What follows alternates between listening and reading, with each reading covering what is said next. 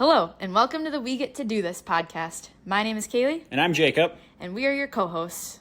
In this show, we're going to dive into all things our lives, from our partnership to romance to entrepreneurship to growing our businesses together, our fitness journeys, and we're going to have a ton of different guests on that relate to what I just said in some way.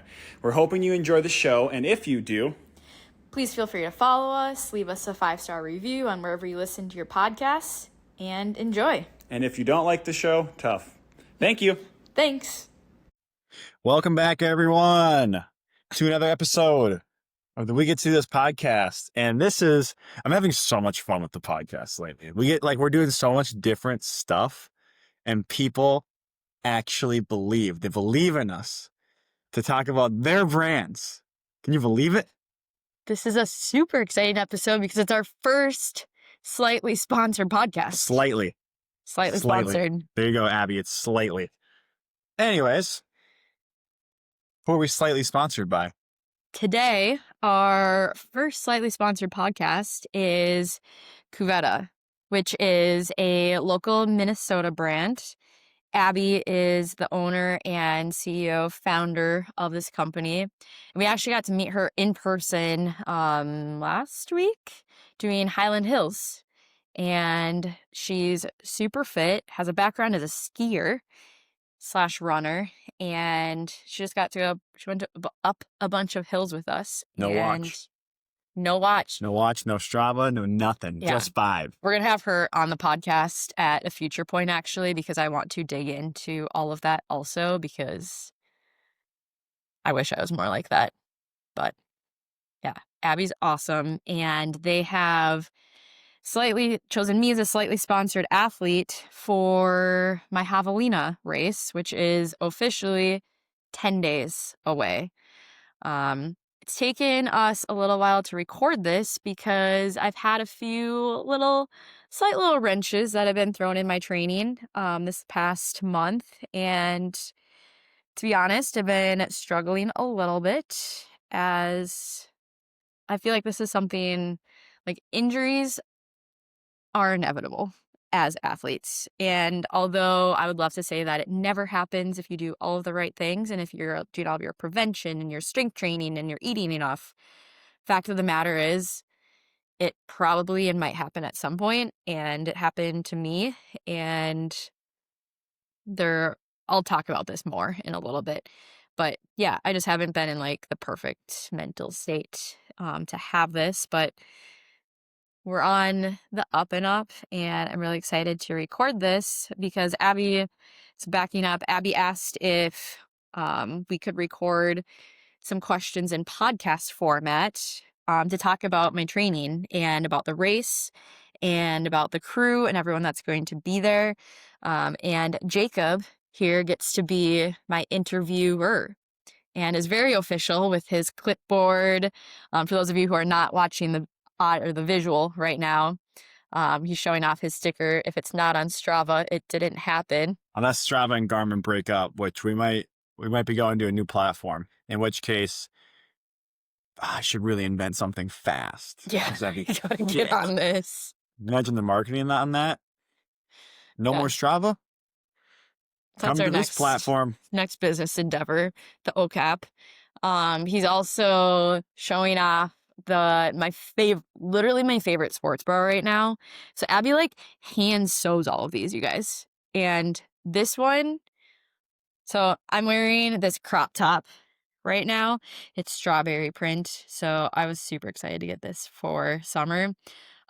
Sports bra, and then I have another crop top from them. Again, you should look at these if you're not on the video, and then the little Kuvetta logo on the back is also showing the shorts. And they have grip on the bottom and pockets, which I really refuse to not buy anything that doesn't have pockets. So that was a huge win for me. And they're actually built for athletic bodies, which I like. They don't squeeze in weird areas, and the straps on the sports bras, I hate when things are super tight, especially around my midsection area, and these all just fit. So I've been loving training in these, and you should definitely check them out.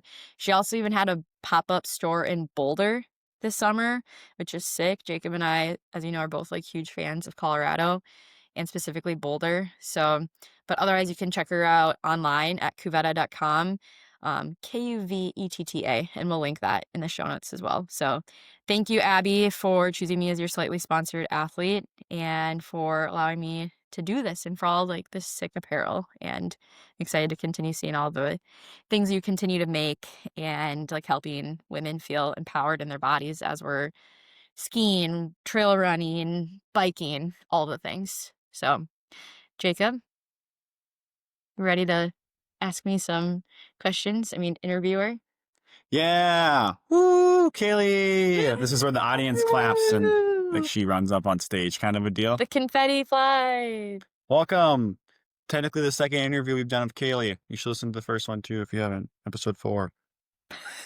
Welcome back, Kailee Carlson. Thank you, Jacob. It's really great to have you on the podcast. Thanks for having me on today. Appreciate it. Today we're going to talk about Javelina, so a little more specific as opposed to just who you are.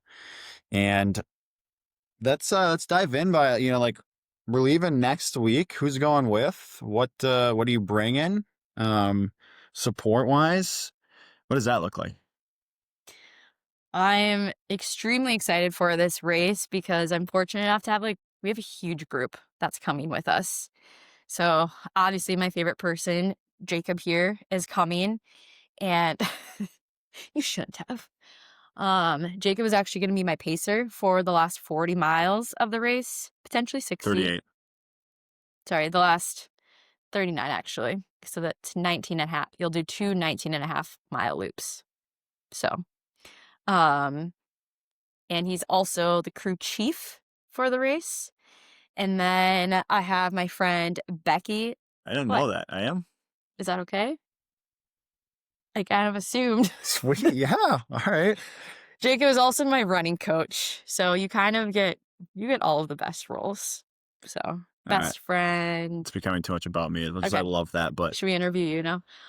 Anyway, so Jacob's coming, and then my friend Becky and my friend Al are coming as also crew and support. Al in particular has been he was with for my first 100-miler.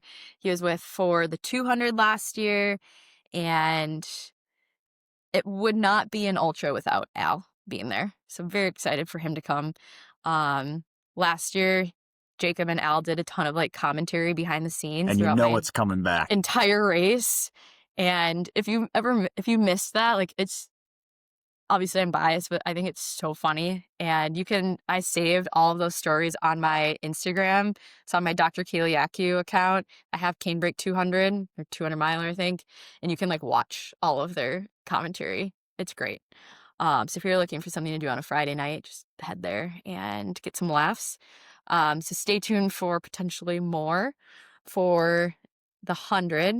And then my friend Becky volunteered to come, which was so nice. Becky and I have done rim to rim to rim together, and she's another awesome endurance athlete. And she was actually the first person that I told after Jacob asked me out on our first date. So Becky's been there for it all. My parents are also coming out. They're doing the 20-mile race. So it's one of the loops, because for the Javelina course, it's 5 around 20-mile loops. And so they're doing one of those. It's like the Jackass night race, I want to say. And then our friend Chad, who is also one of Jacob's run coaching clients, he's doing the 100-miler. His parents are coming to help support and crew. His brother Tony, who lives out there, he's doing it, right? Doing the 100-miler. Nephew Ben. His nephew Ben is doing the 100-miler, coming all the way out from Rapid City, South Dakota. And we met him on our road trip this summer. He's awesome. And then Chad's son Alex is doing the 20-miler. And I think his daughter, she's not running, is she? Sophia? No. She's not running, but also coming. And then I have other friends, people from PRG, family friends that also are going to be doing it. So that's just like our crew that I know of. But like the race itself is like all vibes, and it's going to definitely be the biggest trail run that I've ever done. So the race is sponsored by Hoka. It's sponsored by Rabbit. Um, I want to say the 100 miler, there were 900 spots for it. So just in the 100 alone, about 900 people. And then there's also 100K. And don't quote me on any of this, but I think 500 or so people for that one. And then the 20 mile race. And then all the crew, like looking at videos, it just looks like tent city out there because everyone can set up like canopies and tents. So it's going to be packed. And we rented a big Airbnb. So there's like 13 of us staying at this Airbnb in Fountain Hills that has a pool. And honestly, one of my biggest concerns is that I'm just going to want to like hang out with you guys and not run because it's going to be so fun. It's going to be a blast. And, you know, I think it's obvious the community you've been able to build just by everything you just said, the people that are going with you. But also I've seen firsthand the people that are then back home to supporting you and watching you and rooting for you as you tackle a freaking ridiculous distance. What does that mean to you? How does that feel of community and support feel for you? What does that mean to you? Well, even having you like ask that and say that, like, gets a little emotional. I feel I've talked about this on the podcast before, but like I came from not that I didn't have community, but like I came from not always having the greatest community. Like after undergrad, I left like out of state for a couple years. I came back. I felt like I didn't really have a place in Minnesota, even though I was from Minnesota, and just kind of always felt like, I don't know, like that outside person, like looking in. I had friends, but it was just different. And I had friends that were more in like far, like places that weren't in my location, and which is great. But like now it's been so cool in the past 5 or so years, like just building a community and like realizing like truly how important that is. And honestly, like just for our health and longevity, like we hear about like the blue zones and countries like Denmark, Norway, Sweden that like are healthy and what that means. And like I truly think that like it's because of their relationships and their community and like being surrounded by others that makes them be able to thrive. And now, especially since meeting you and like this community that like we've built together, it it's I don't know, it's like hard, not to be cliche, but it's like hard to put in words like what it means. But like it's something that I definitely don't take for granted. And I feel like with community, it's like you give and in return, like you receive. And it's just like this like give and take, I guess. And like knowing that like I want to see like our community like thrive and prosper and like getting that in return, um, it means a lot. And like Kailee of, college, after college, like if I had could have looked to like this moment to be like, wow, like there's like all these people that like want to help and just like want to fly to Arizona and like take time off of work from their and time away from their families and like want to come for this. Like it's like a very, very cool spot to be in. And it's something that I am truly grateful for every single day. And, Jacob is my home, but it's like all these other people that like truly make life worth living. That was beautiful. Sorry, long answer. No, But it's perfect. community is like, it's everything. It is. So, It is. and That's we've been perfect. lucky enough to have like a running community, like be super supportive of us. Very grateful. Let's shift gears a little bit.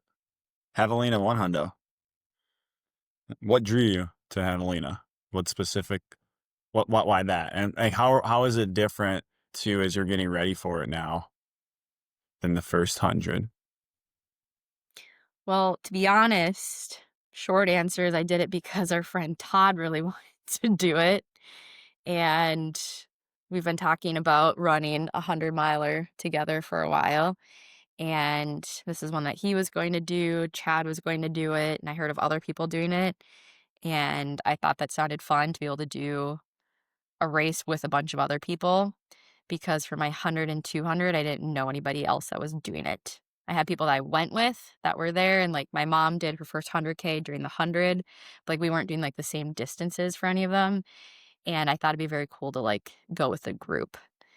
And Javelina is that like it's one of those ultras that most of the endurance like the ultra community knows about Javelina. The other two that I've done were definitely a lot less known races, and I thought it'd be kind of fun to do one that's more well known and like that has like all the sponsorships and to have tons of people there. And then if you go to their website or look at any of their socials, it's a giant party. Like it looks so fun. And I remember like reading, like you first pop it open and there's like people in like masks and skirts because it's a Halloween themed race. It's the week before Halloween or of Halloween. And it says like rated R, kids are like just basically beware of kids because they're gonna be playing like R-rated music. It's like suns out, buns out. They have costume contests. And it just sounded honestly just like super fun. We love Arizona, and I thought it'd be a great challenge because I've never done like a really hot desert race like this either.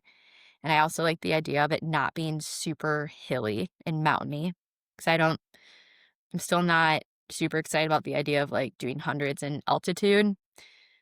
And this one is 6,500 feet of gain total. And that was kind of intriguing because my first 100-miler was over 18,000 feet of gain. So this is about a third of that. And I got excited. That's a little bit of a faster paced race than what I'm used to. Yeah, take us through the training next. How's this training been different? What's the biggest obstacles you've had to overcome? I think back to my first 100-miler, and this is by far, the last couple of years have been by far the most consistent with training I've ever been and the most mileage. When I think back to the first 100 and my first, 50K, 50-miler, it was a lot more focused on like the mental side of it and like mindset. I remember like listening to so many like podcasts and reading books. And my mom and I were training for our first 50 together, and we'd just like send resources back and forth. And I remember like just that was like exhausting to me because it was all like so new. And now, fast forwarding to this one, it's still so important to me, but it's like every race you're just building off of the last one. So it's like I have that foundation now, and I've kind of raised that bar where now I get to build off of that, and not everything's just like brand new. And I know more of what to expect with nutrition. I know how my body's going to feel. I know that my legs and that my feet are going to be on fire. I have a better idea of foot care. Um, like I can just visualize the race more. Whereas the first couple, like the distances were so new that I had no idea what it meant to run 100 miles. And it was kind of, not that I ever questioned, will I be able to do this? But there definitely was more of that, like, I've never done this before. Like, do I have the capability? Like, does Kaylee Carlson have the capability to be on my feet for 100 miles or 200 miles? And it's, I think it's hard too because a lot of people now are telling me, like, oh, 100 miles, like, you can do that. That's half of what you did last year. And it's like, yes, but that doesn't mean that I don't like get anxious about this. Like every race is still so different. And, we talk about time goals, and I feel like it's very hard to have time goals for a race that you've never done when it's on trails because you've never done the terrain. The heat could be so different. Like this one's super exposed. Um, your training is different. Like there's so many different factors that go into longer distances. Your GI system, like if something like happens where my stomach gets upset, like that can derail a race. So they're all so different in their own ways. Who's with you? What kind if you do have a crew? Um, what was the question? The original question was Oh, my what's training. what has Yeah. training looked like? So anyways, so I was going with, I feel like it's been less about mindset this time and more about like, how can I get my body as strong as Ooh, possible? fitness. More about fitness. And fitness comes in so many different forms, right? But like when I'm talking about fitness for this one, it's been like my runs have been longer. I've been putting in, it's like my peak mileage for this one, I got up into the 60 something mile range one week. And I was consistently over 40 miles for multiple weeks in a row. And I've never in my life done that before. I never thought I was I was capable of doing that before without getting injured. Thank you. Snaps. Thank you. Thank you. Um, I thought my body would just break down and that I would get shin splints, and because I used to, that is what used to happen. And I was doing about 6 days a week of running. Um, yeah, I was up to about 6 days and doing like back-to-back long runs on like weekends at the end. When we were in Washington, we were putting in tons of trail miles, and I feel like we were doing like 10 miles a day, basically, in the mountains. And that was with about like 7 to 8 weeks of training to go before the race. I feel like that helped a ton. I feel like I've really been developing, like being able to run up hills. One of the reasons why I got into trail running was I heard you got to walk up hills. And now trying to go back and change that mindset of, yes, it's okay to run hills, but it's also okay to run hills. And that's like building your fitness to be able to run up hills. And I think I've been able to do that because I've been incorporating stair stepper throughout training, lots of hill workouts at Highland Park at Highland Park. Um, I was doing 2 strength sessions a week at Jacob's Oak Endurance classes. So like a lot of like runner focus lifts, heavy lifts, agility. Um, and my goal like going into this was to be as strong and fit as possible. And I think that was a little different than previous races where it was truly completion focused. And it's still completion focused, but I wanted to get super fit. Can you give us one thing, like in a sentence or two, that you did differently this block specifically for this 100 versus any other 100? You said a few different things, like one thing that you're most excited about. Honestly, eating has been a big thing for me too. Eating, working on eating more and fueling during my training runs. And I want to carry that to the race. What's been the biggest challenge of this build? Eating has been a big one. Fighting a lot of demons with that. From past things, eating enough.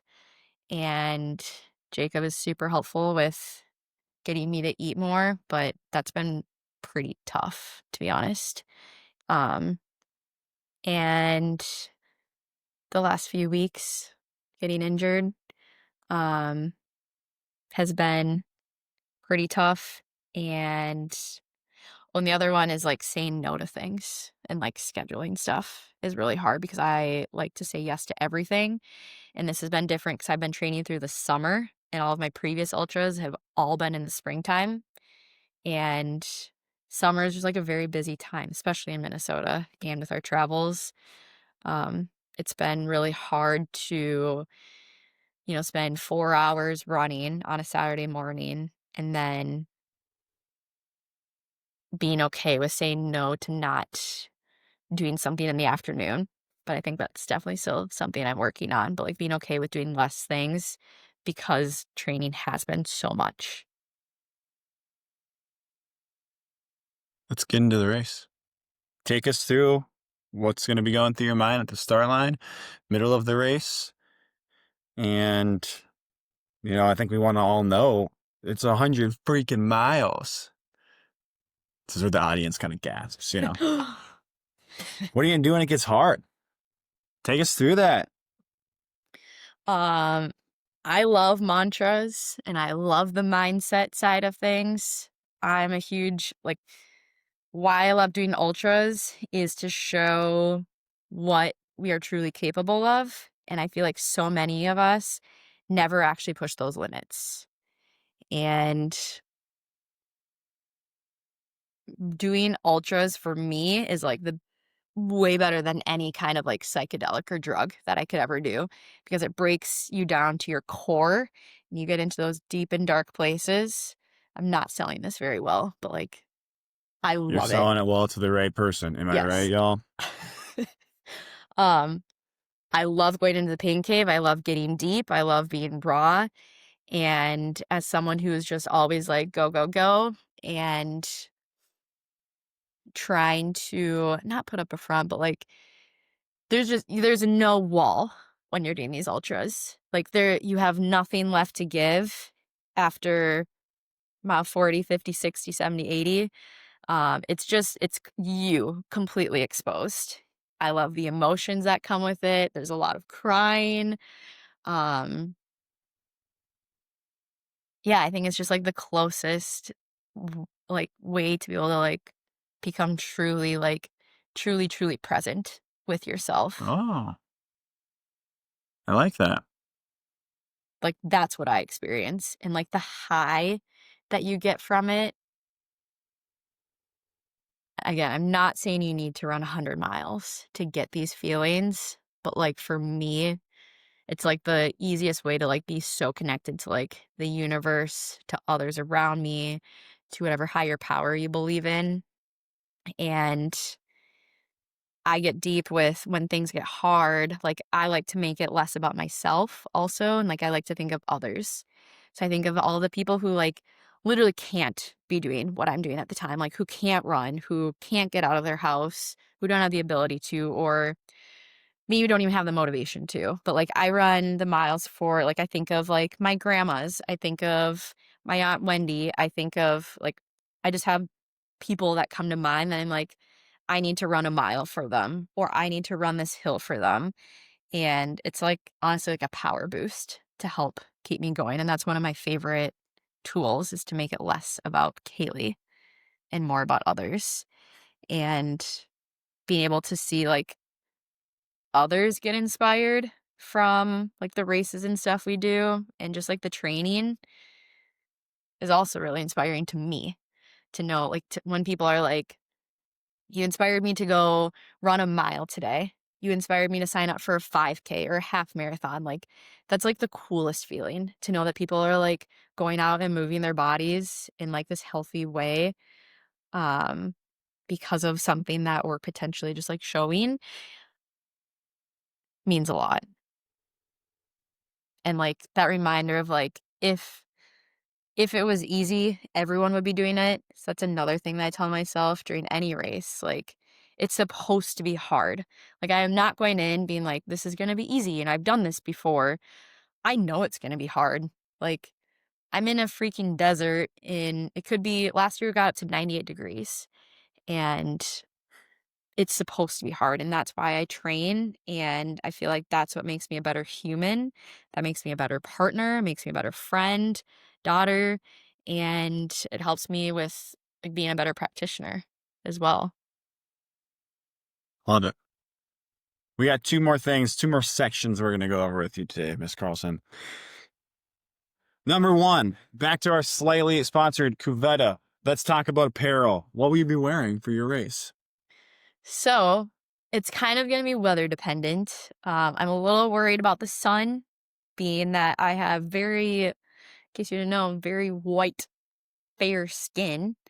So I'm most likely going to be going between my Kuvetta crop tops paired with potentially some sun hoodies that I have. Because I feel like having some more coverage during the heat of the day will help so I don't get burnt to a crisp and come out looking like an absolute lobster, like the shade of these strawberries on my shirt right now.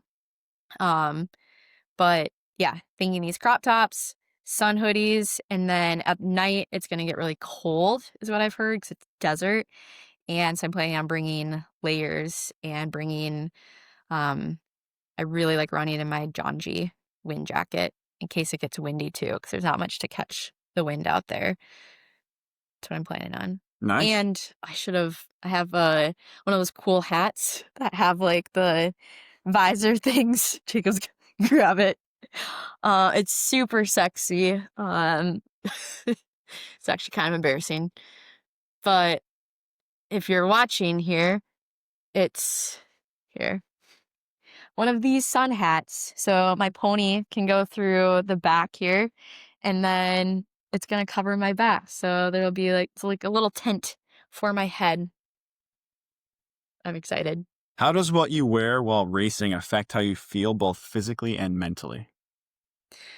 I think what we wear is super important, and it's so different for every single person and for every race. It's like this race is gonna be different than it's like the 200. It poured rain and stormed for the entire first day.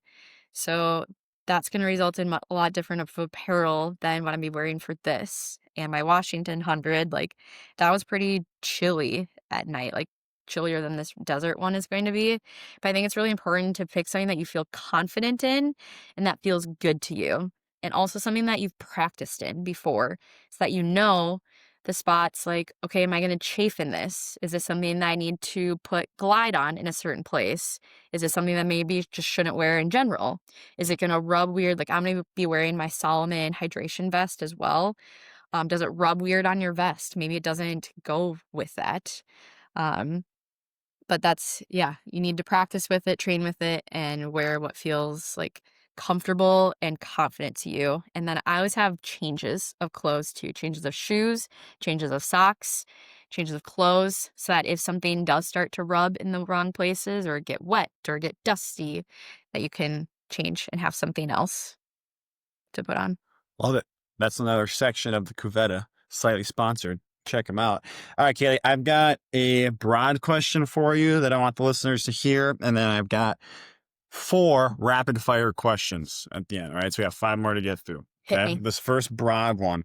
What are your personal goals for the Javelina 100 and how do they align with your broader journey as an endurance athlete and healthcare professional? Well, like I said, my ultimate goal has always been show up strong, show up ideally not injured, and not burned out.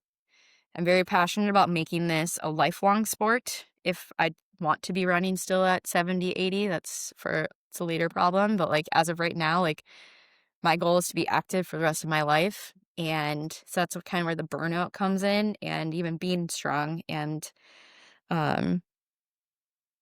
yeah, I want to be able to do this sport for forever. So that's always been the goal, is to not go so hard where I feel like I need to take years off. Because you see that with people that train so hard for their first marathon or their first 50K or in college, and then they just don't run for 10 years because of some kind of experience they had or a coach experience.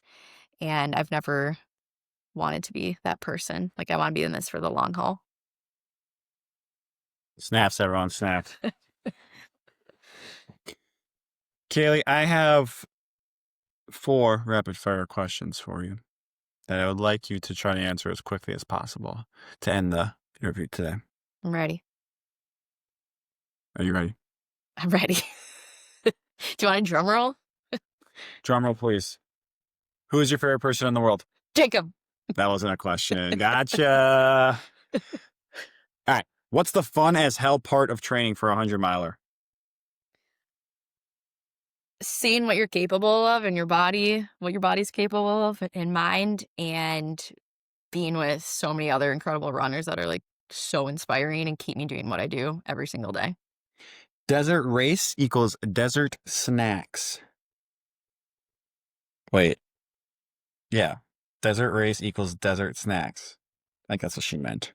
Yeah. Desert race equals desert snacks. What's your go-to fuel that always gets you through? I love fruit during races. I love the juiciness, and like when I'm out on like the course, I'm picturing like a juicy like orange Mm. or like grapes and just like something like cold and juicy like exploding in my mouth. So good. And also I think of at the 200, Jeff, Jacob's stepdad, brought me at the time Starbucks had the matcha lavender Mm. drinks, Mm-hmm. and he brought me one of those on like day 3. It hit Those are so so good. hard. Like the perfect amount of caffeine, the lavender sweetness. They don't have those right now, sadly, for this race, but oh, it was so good. We'll find you something. Javelina is known for costumes and party vibes. Will we see any flair from you, or are you keeping it strictly profesh? I mean, does this not count as flair with this cool hat I'll be wearing? I think that's flair enough. And lastly, once again, thank you to our slightly sponsor, Sponsor. Kuvetta, for giving us the questions from listeners and athletes and all people who wanted to know things about Kailee in this race and sponsoring the show slightly. We're going to end the show with one last rapid fire question, and then we're going to bounce to. I got nothing. Anyways, what are your favorite aspects of Kuvetta apparel? I love that it is women owned, that Abby has created this company from the ground up and makes the apparel, and she's so good at it. And just like has the passion for clothes and like being cute and feeling comfortable in your clothing and having it like actually be functional. So I couldn't think of a better sponsor for my race. And I'm just really appreciative for everything that she does and excited to have her on the pod, like we said, and continue following her journey. Yeah, thank you so much, Abby, for linking up with us. And I got to talk with her in person a couple times last week, and she's Oh, yeah, she was awesome. at the TCM Expo. She's So awesome. hopefully So some of you got to see her there too. we'll link all of her stuff in the episode as well. And for those who want to track Kailee at Javelina 100, make sure to follow her Instagram account. We will be taking that over live that weekend as well. It'll be the return of guest hosts Al and myself. There'll probably be a tracking link as well somewhere that people can track Kailee with. You'll see that, I'm sure, on Insta too. So jump on there. And Kailee, is there anything else you want to share about anything we've covered today? Thank you for being on the show. Thank you for interviewing me and being here. I appreciate it. I just like want to remind people that like do like if this is something, whatever it is in life that you want to do, like if it's something that you truly want to do, go do it. Like start like with small steps. I think it's hard because people are like, oh, like you're doing 100-miler, 200-miler, like you must have been doing this for a long time. And that's so cool that like you must be like superwoman to be able to do this. And I just want to say like that's not true. I have been working so long to be able to get to these distances. And it's just like about putting yourself out there and doing one foot in front of the other. You don't need to be like super fast or like you don't have to have been doing this for your entire life. But small changes and like again, like you're capable of so much more than you think you are. Like honestly, I'm just like another girl out there who's just like super passionate and very stubborn in what I want to do and extremely goal oriented. And this is just one of the ways to keep me motivated and to keep me in shape because it's never about the race, right? It's about the training, it's about the connections we make along the way, it's about what we learn, and the race is just like the cherry on top. So as excited as I am for this race, like that's just like the celebration. Like the work has been done. It's been done my entire life. And now it's just we get to go put all of that together and go chill in the desert with a bunch of our favorite people. And that is pretty cool. Thanks for being here, Kailee. All right, put it on for the listeners one time. Come on. Taking all. We get to do this, everyone. Here's my hat. Thanks for listening to our slightly sponsored interview with Kailee. See, it's nice. It covers the whole backside. North Face. Thanks for joining. Kuvetta, y'all. Check him out. Bye.